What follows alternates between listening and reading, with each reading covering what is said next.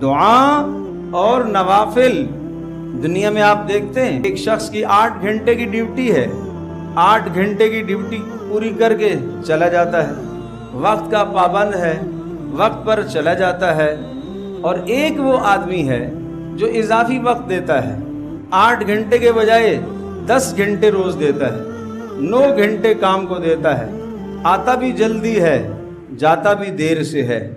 دونوں آدمیوں کی حیثیت مالک کے نزدیک علیحدہ علیحدہ ہوگی۔ جو اضافی وقت دیتا ہے اس کی اہمیت زیادہ ہے، اس لیے کہ وہ اضافی وقت دیتا ہے۔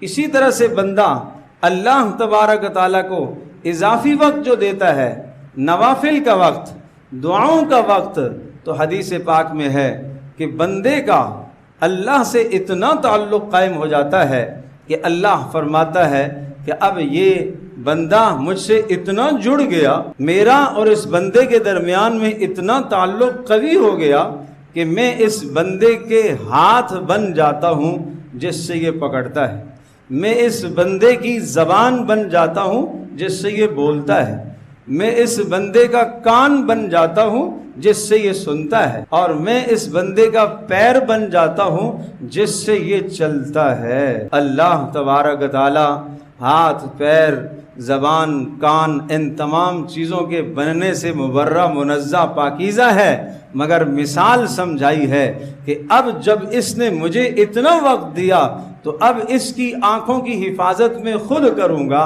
یہ وہ دیکھے گا جو میں چاہوں، اب یہ وہ سنے گا جو میں چاہوں گا، اب یہ وہ بولے گا جو میں چاہوں گا، اب یہ وہ پکڑے گا جو میں چاہوں گا، اور اب یہ وہاں جائے گا جہاں میں چاہوں گا۔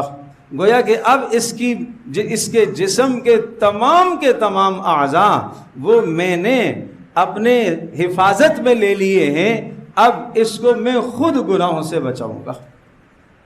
اس سے بڑھ کر کیا سعادت ہے؟ اور یہ چیز نصیب ہوتی ہے کس سے؟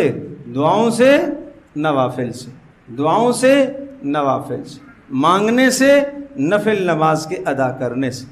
جو ہاتھ رمضان میں اٹھتے تھے، ہاتھ اٹھتے رہنے چاہیے۔ فرض نمازوں کے بعد، تہجد میں، رات سونے سے پہلے جتنا موقع ملے اپنا وقت دعاؤں میں ضرور صرف فرمائیے۔